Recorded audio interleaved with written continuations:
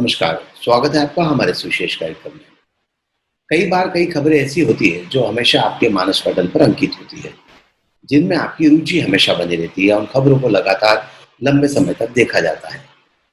मुंबई की अगर हम बात करें तो वर्ष 2008 में हुए आतंकी हमले के बाद जो खबर लगातार देखी गई, लंबे समय तक देखी गई, वह खबर थी महाराष्ट्र में सरकार का गठन वर्ष 2019 में। उस पर एक किताब लिखी गई है एबीपी न्यूज के पश्चिम भारत संपादक जितेंद्र दीक्षित जी द्वारा। उस किताब का नाम है 35 days, how Maharashtra politics change for ever. इस किताब के बारे में हम जानकारी ले रहे हैं। हमारे साथ मौजूद है जाने माने पत्रकार जितेंद्र दीक्षित। जितेंद्र जी, स्वागत है आपका हमारे इस विशेष कार्यक्रम। नमस्कार जोशी जी। जितेंद्र भाई, किताब आपने लिखी, जब मैं देख रहा था तो मुझे इतनी इंटरेस्टिंग लगी कि मैंने तुरंत आपसे संपर्क किया कि इस बारे में बात करना बिल्कुल जरूरी है, ताकि लोगों ने घटनाक्रम देखा है, जो लोग नहीं देख पाए, और जिन्होंने देखा है उनको भी अंदर की बात पता चले कि क्या रहा। तो आपसे मैं जानना चाहता हूं कि आपका मन इस तरफ कैसे गया कि मुझे इस किताब को लिखना चाहिए। हालांकि आप सब लोगों की जानकारी के लिए बता देना चाहता हूं कि इसके पहले वर्ष 2008 में जब हमला हुआ था, उस पर भी 59 घंटे नाम से किताब जितेंद्र दीक्षित जी लिख चुके हैं। तो इस किताब के बारे में जानना चाह रहे हैं। जी जोशी जी, सबसे पहले तो बहुत बहुत शुक्रिया मुझे इस चर्चा पर आयोजित करने के लिए। मैं अपनी बात शुरू करने से पहले अपना किताब का जो कवर पेज है वो दिखाना चाहूंगा और इसके टाइटल के बारे में बताना चाहूंगा। इस किताब का नाम है 35 days, how politics in Maharashtra change for ever in 2019। यानी कि ये उन 35 दिनों की कहानी है जिसने कि महाराष्ट्र की राजनीति को, महाराष्ट्र की सियासत को बदल कर रख दिया। और ये वो 35 दिन हैं जब महाराष्ट्र विधानसभा चुनाव जो पिछले साल हुए थे 24 अक्टूबर को, जब नतीजे आए थे, उसके बाद से लेके उद्धव ठाकरे की शपथ विधि तक, तो इन 35 दिनों में काफी कुछ हुआ। और जो कुछ भी हुआ वो बड़ा ही ऐतिहासिक था और उसने महाराष्ट्र की सियासत में कई बड़े बदलाव किए। तो मैं चूंकि इस पूरे घटनाक्रम को कवर कर रहा था बतौर पत्रकार, तो मेरे मन में ख्याल आया कि इस पे किताब लिखनी चाहिए। और किताब लिखने के पीछे के दो कारण हैं। पहला कारण यह है कि वो जो सारा कुछ हो रहा था उसको क्रॉनिकल करना, उसको एक दस्तावेज के तौर पर पेश करना जो है, क्योंकि आने वाले वक्त में भी ये इस तरह की घटना जो है आए दिन नहीं होती है, और ये ऐतिहासिक थी, रोमांचक थी, रोचक थी, और मुझे लगा कि इसको क्रॉनिकल करना चाहिए और इसको सहेज के रखने के लिए, इसको डॉक्यूमेंट करने के लिए इस पर किताब लिखी जानी जरूरी है। ये पहला कारण था। दूसरा कारण ये था कि वो जो तमाम घटनाक्रम चल रहे थे, तो वैसे तो सारा देश सब कुछ टीवी पर देख रहा था, लेकिन बहुत सारी चीजें ऐसी थी जो टीवी पर दिखाई नहीं दे रही थी। पर्दे के पीछे भी बहुत कुछ हो रहा था जो हम पत्रकार अनुभव कर रहे थे, हम देख रहे थे। उसमें हमारा अपना एनालिसिस भी था, हमारे अपने कुछ व्यू पॉइंट्स थे, और इस किताब में मैंने उन तमाम बातों को रखा है जो सामने नहीं आई थी। इसके अलावा मेरी कोशिश ये भी रही कि महाराष्ट्र की सियासत की जो बड़ी हस्तियां हैं, चर्चित हस्तियां हैं, उनके जीवन का एक कैरिकेचर भी पेश किया जाए, उनकी जिंदगी के कुछ अनछुए पहलुओं को भी दिखाया जाए। तो उनके बारे में, जैसे कि आपको इस किताब में शरद पवार की जिंदगी के बारे में काफी कुछ पता चलेगा, आपको राज ठाकरे की जिंदगी के बारे में काफी कुछ पता चलेगा, उद्धव ठाकरे के बारे में, देवेंद्र फडणवीस के बारे में, कई ऐसी बातें जो पब्लिक डोमेन में अब तक नहीं आई हैं, उन बातों को भी मैंने पेश करने की कोशिश की है। और दूसरी बात की, जिसे महाराष्ट्र की राजनीति के बारे में कुछ भी नहीं पता है, वो व्यक्ति अगर इस किताब को पढ़ता है तो उसे काफी कुछ कंटेम्पररी महाराष्ट्र की राजनीति के बारे में, पॉलिटिक्स के बारे में काफी कुछ ज्ञान मिलेगा, और उसे समझ में आएगा कि आज अगर कोई राजनेता इस पद पर है या कुछ एक प्रकार से बर्ताव कर रहा है, बिहेव कर रहा है, या उसकी ऐसी आइडियोलॉजी है, तो उसके पीछे की कहानी क्या है, ये सारा कुछ समझने में इस किताब से मदद मिलेगी। जोशी जी, बहुत ही अच्छी बात कही। मैं अभी तक अगर हम सब लोग माने तो चुनाव जब महाराष्ट्र में हुए और परिणाम आने की बात आई, तो परिणाम तक भी ये माना जा रहा था कि महाराष्ट्र में शिवसेना और भाजपा मिलकर सरकार बनाएंगे अगर बहुमत में आई, और अगर कांग्रेस और एनसीपी अन्य दल मिलकर सरकार बनाएंगे अगर उनकी पार्टी का बहुमत आया। और मुझे लगता है कि हम सब पत्रकारों के साथ सभी यही मान रहे थे कि इस तरह से ही सरकार का गठन होगा। यकायक वो कौन सा दिन था, वो कौन सा पॉइंट था जब इस घटनाक्रम में बदलाव आया? देखिए, घटनाक्रम में बदलाव उसी दिन से आना शुरू हो गया था या नजर आना शुरू हो गया था जब विधानसभा चुनाव के नतीजे आ रहे थे 24 अक्टूबर को। पूरे नतीजे भी आए नहीं थे और तभी ही एक हिंट मिल गया था कि शिवसेना जो है शायद बीजेपी के साथ नहीं जाएगी। हालांकि शिवसेना बीजेपी गठबंधन को इतनी सीटें मिल चुकी थी कि उन्हें विधानसभा में बहुमत हासिल हो सकता था, लेकिन तभी हमें ऐसी हिंट मिली। करीब 11-12 बजे के बीच का वक्त होगा। मेरा रिपोर्टर मृत्युंजय सिंह वो नवाब मलिक जो कि एनसीपी के फिलहाल मंत्री हैं, उस वक्त पार्टी के प्रवक्ता थे, अभी भी प्रवक्ता हैं, तो उनका जब इंटरव्यू करने के लिए मृत्युंजय सिंह गया तो नतीजे आने से पहले ही नवाब मलिक ने इस संभावना को जताया कि अगर शिवसेना चाहे तो एक वैकल्पिक सरकार, नॉन बीजेपी सरकार बन सकती है, एनसीपी साथ में आएगी और हम कांग्रेस को भी साथ में आने के लिए मना सकते हैं। गौर कीजिए कि नतीजे अभी तक पूरे आए नहीं हैं। शिवसेना बीजेपी ने साथ में मिलकर चुनाव लड़ा है, उन्हें बहुमत भी मिल रहा है, लेकिन इसके बावजूद एनसीपी का एक बड़ा नेता यह बात कह रहा है कि शिवसेना को बीजेपी से अलग करके हम सरकार बना सकते हैं। और आखिर में 35 दिनों के बाद होता भी वही है। तो ये पूरा ड्रामा जो है तभी शुरू हो गया था, तभी घटनाक्रम जो है बदलने शुरू हो गए थे। अच्छा, लोग ये मानते हैं जिन्होंने पूरा कवरेज देखा कि शिवसेना और बीजेपी के बीच में जो अलगाव हुआ, जो डिवोर्स हुआ उनका, वो इस वजह से हुआ क्योंकि शिवसेना मुख्यमंत्री पद की कुर्सी चाहती थी कि 2.5 साल के लिए मुख्यमंत्री शिवसेना का होगा, 2.5 साल के लिए बीजेपी का हो, और बीजेपी उसके लिए तैयार नहीं हो रही थी और इसके लिए दोनों के बीच में अलगाव हो गया। लेकिन हकीकत सिर्फ इतनी नहीं है, ये इमीडिएट कॉज था। इसके पहले बीते 3-4 सालों से दोनों ही पार्टियों के बीच में बहुत सारी ऐसी बातें हुई जो अंडरलाइन कॉजेस पाइल अप हो रहे थे। वो मुख्य कारण थे शिवसेना और बीजेपी के बीच में कटुता के लिए। और आखिर में जब शिवसेना को लगा कि उसके हाथ में अब सरकार बनाने की चाबी है, तो फिर उसने ये खेल कर दिया। जोशी जी, आपने बहुत अच्छी बात कही, क्योंकि आमतौर पर जो लोग मान रहे थे वो यही मान रहे थे कि एक जैसा नवाब मलिक के बारे में बताया, लेकिन अंदरूनी बात निकल कर सामने आई। जितेंद्र भाई, ऐसा माना जाता है कि महाराष्ट्र में भारतीय जनता पार्टी को स्थापित करने में शिवसेना की महत्वपूर्ण भूमिका रही है। इस पर क्या कहते हैं?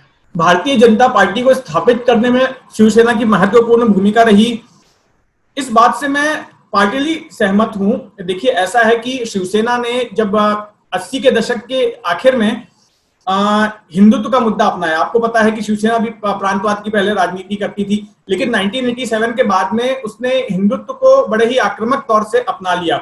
और उसके बाद प्रमोद महाजन जो कि बीजेपी के महाराष्ट्र से ही नेता थे, उन्होंने भी पार्टी को कन्विंस किया और उन्होंने शिवसेना की मिसाल दी कि देखिए, शिवसेना ने हिंदुत्व अपनाया है तो किस तरह से ग्रो कर रही है, उसको फायदा मिल रहा है।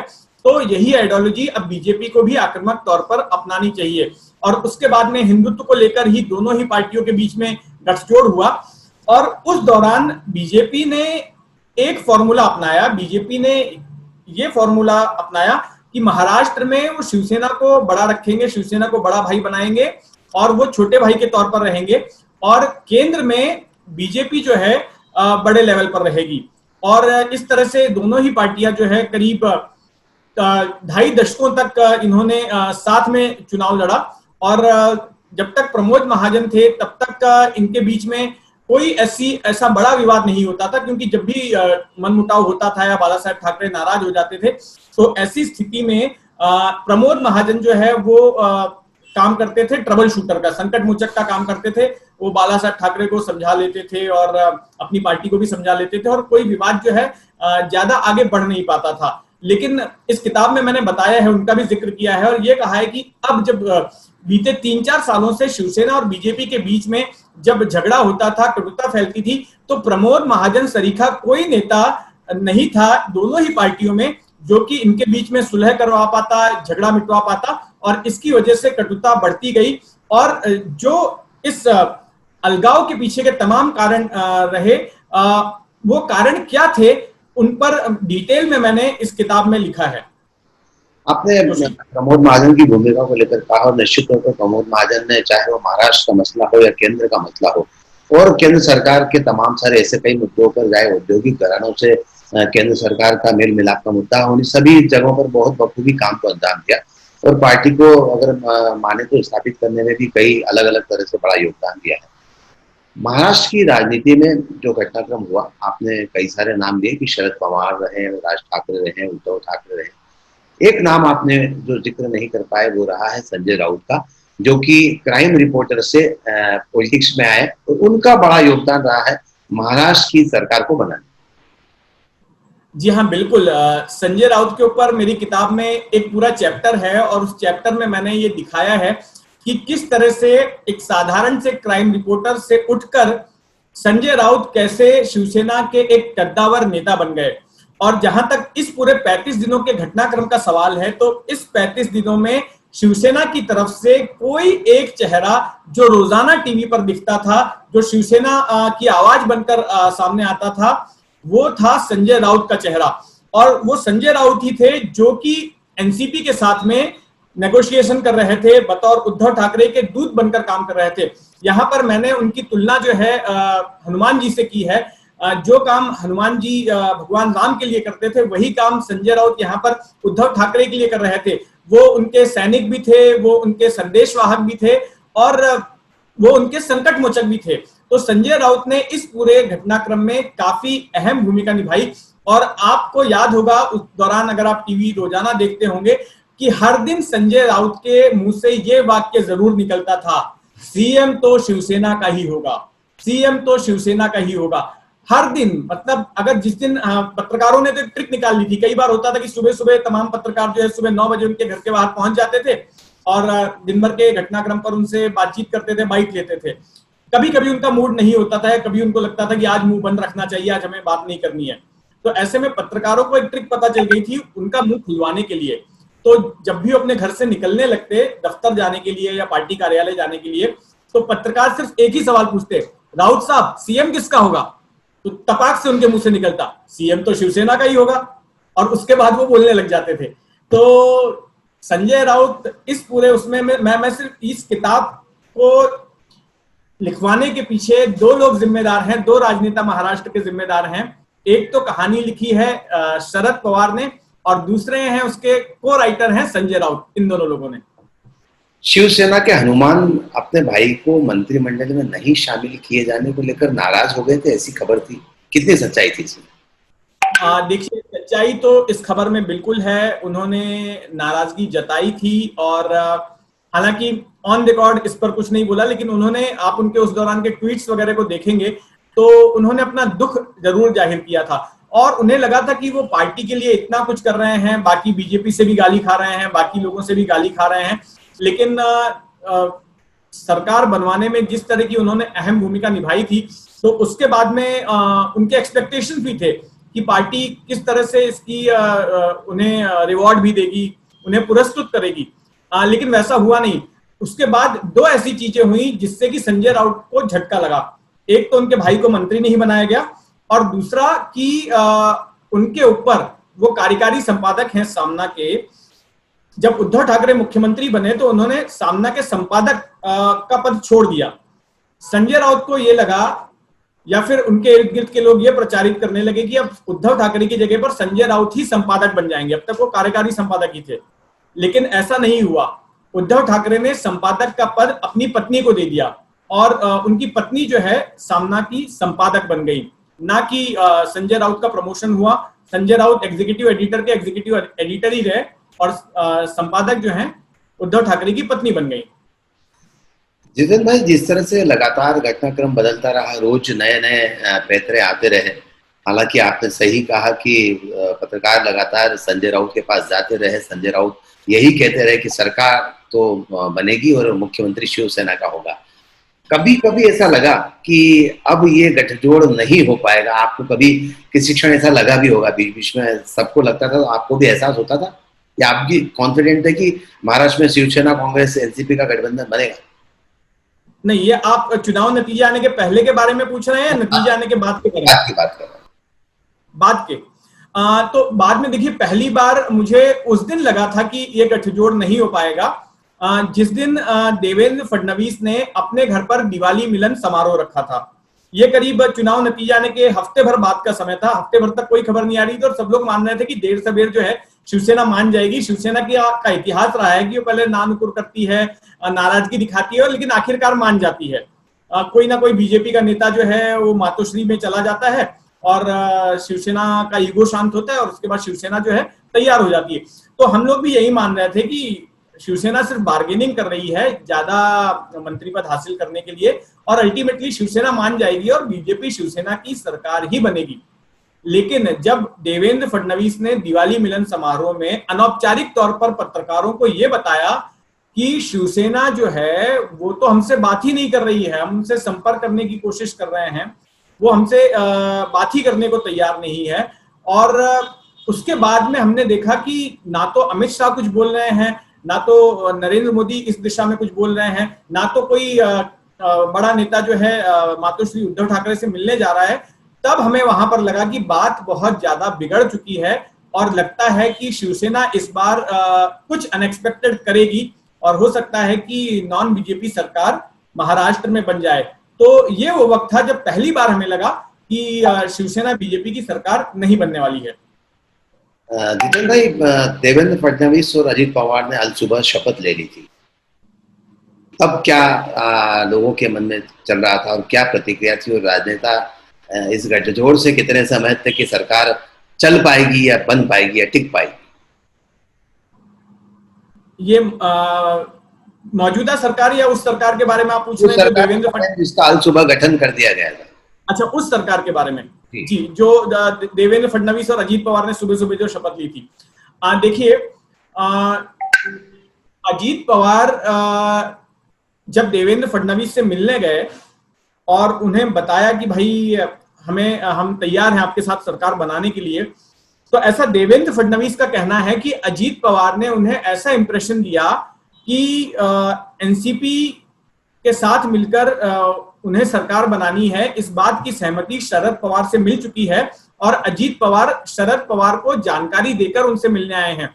यानी कि उन्होंने देवेंद्र फडणवीस को यह इंप्रेशन दिया कि सब कुछ शरद पवार की सहमति से ही हो रहा है और हमारे और आपके मिलकर सरकार बनाने में कोई प्रॉब्लम नहीं है। अजीत पवार ने एनसीपी के कुछ और नेताओं से भी देवेंद्र फडणवीस की बात करवा दी। तो इससे देवेंद्र फडणवीस कन्विंस हो गए और उनको लगा कि भाई एनसीपी ऑफिशियली हमारे साथ में आ रही है। साथ में वो तमाम जो विधायकों की सूची थी, जो लिस्ट थी उनके हस्ताक्षर करने वाली, वो भी अजीत पवार के हाथ में थी। तो कोई टेक्निकल ग्राउंड भी नहीं था जिससे कि कोई दिक्कत आती कि सरकार ना बने। तो उन्होंने इन्फॉर्म किया, अमित शाह को बताया गया और फिर ये तय हुआ कि अब ज्यादा वक्त नहीं गंवाना है, इससे पहले कि कोई कोर्ट में चला जाए या कोई दूसरा पेंच आ जाए, तुरंत के तुरंत जो है सुबह सुबह ही शपथ ले लेनी है।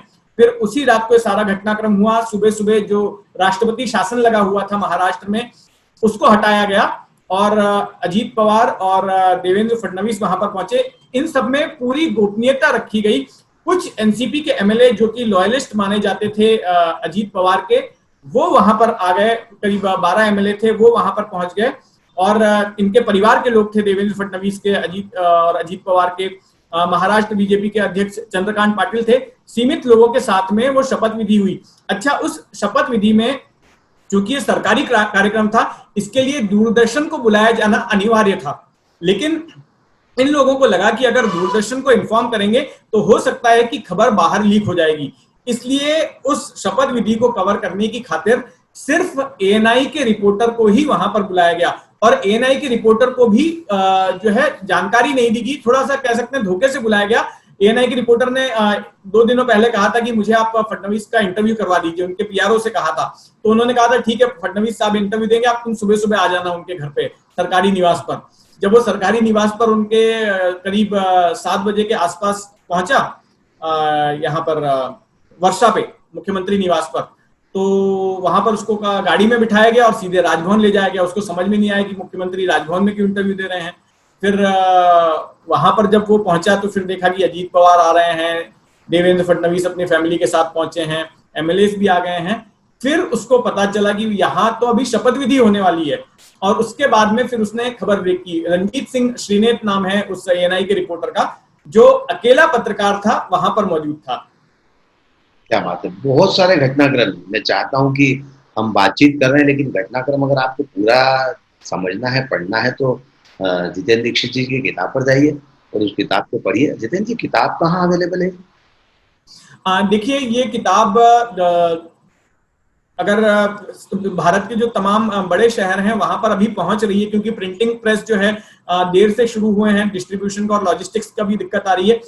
मुंबई, पुणे और महाराष्ट्र के जो बाकी के बड़े शहर हैं, दिल्ली में ये किताब अवेलेबल हो गई है। लेकिन इसके अलावा भी बाकी देश भर में जहां पर भी अगर कोई किताब पढ़ना चाहता है तो अमेजोन पे बुक करा सकता है। अमेजोन वाले 2 या 3 दिनों में डिलीवर कर देते हैं किताब को। तो अमेजोन पर ये किताब उपलब्ध है। और जो लोग ई बुक पढ़ना चाहते हैं तो किंडल में भी ये किताब उपलब्ध है। दूसरी की ये किताब का मराठी संस्करण भी से 10-15 दिनों में प्रकाशित हो जाएगा और कुछ महीनों बाद हिंदी में भी ये किताब आएगी। लेकिन मेरा मानना है कि फिलहाल ये किताब जो इंग्लिश एडिशन है बहुत ही सरल अंग्रेजी में लिखा गया है। तो ऐसा नहीं है कि जो मतलब जिनको अंग्रेजी में पढ़ने की आदत नहीं है उनको दिक्कत आएगी। लोग आसानी से समझ सकते हैं जो कुछ भी इसमें लिखा गया है।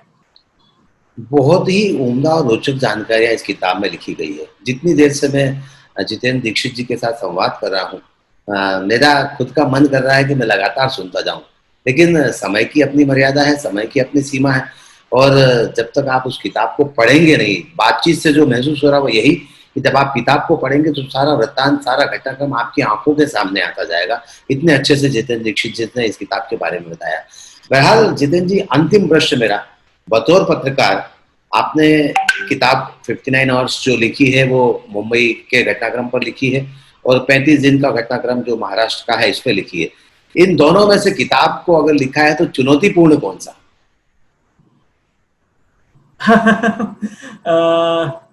देखिए, दोनों ही घटनाएं मैंने जी हैं। और जो पिछली किताब थी 26/11 वे 59 घंटे, उसमें कुछ ऐसे भी मौके आए थे जहां पर खुद हमारी जान पर बनाई थी और हमारी जान को भी खतरा था। इस किताब में ऐसे उस किताब में खुद भी हम खुद भी एक किरदार के तौर पर थे। इस किताब में हम किरदार नहीं हैं, लेकिन इस किताब को लिखने में मुझे समय ज्यादा लगा। जो है इसमें पर्सनल सेक्रीफाइसेस जो 35 दिन वाली है, इसमें ज्यादा करने पड़े। उस किताब में इतना नहीं था। वो किताब मैंने 2-3 हफ्तों में लिख दी थी। इस किताब को लिखने में 1 महीने के ऊपर का वक्त लगा। और ये किताब जो है रिसर्च बेस्ड है। पिछली किताब क्या थी कि हमने जो अनुभव किया था उसको हम सिंपली नैरेट कर रहे थे, लिख रहे थे। इसमें ना केवल हमने जो अनुभव किया उसको हम लिख रहे थे, बल्कि बहुत सारा हमने इसमें रिसर्च भी किया है। बहुत सारे घंटों के पुराने वीडियोस को खंगाला, पुराने अखबारों को खंगाला, कई सारी किताबें हमने पढ़ी, बहुत सारे कॉन्सेप्ट्स। आप देखेंगे कि जो पॉलिटिकल साइंस के स्टूडेंट्स हैं और जो पत्रकारिता के छात्र हैं उनके लिए भी किताब बहुत उपयोगी रहने वाली है, क्योंकि इसमें काफी कुछ रिसर्च वर्क भी है। बहुत सारा बैकग्राउंड भी इस किताब में आप पाएंगे, बहुत सारी घटनाओं का, बहुत सारे पॉलिटिकल इवेंट्स का, बहुत सारे नेताओं का। तो मुझे लगता है कि ये किताब लिखना ज्यादा चुनौतीपूर्ण था। तो देखिए, इस चुनौती को कैसे पार पाया और किस तरह से इस चुनौती का मुकाबला करके किताब आप तक पहुंचा रहे हैं जितेंद्र दीक्षित जी। आपको अमेजन स्टोर्स पर ये किताब अवेलेबल है और जल्दी ही इस किताब के बारे में आप पढ़कर जानकारी लीजिए। बहरहाल जितेंद्र जी, आपने बहुत अच्छी और बहुत उम्दा जानकारियां इस किताब के बारे में दी है और पॉलिटिकल अंदरूनी कहानी क्या होती है वो लोगों की समझने में हमेशा से रुचि रही है। तो निश्चित तौर पर ये किताब आपकी जो सोच है उसको पूरा करेगी। बहरहाल जितेंद्र जी, हमसे बातचीत करने के लिए बहुत बहुत शुक्रिया। धन्यवाद जोशी। आज के इस कार्यक्रम में बस इतना ही। सुनील जोशी को दीजिए इजाजत। नमस्कार।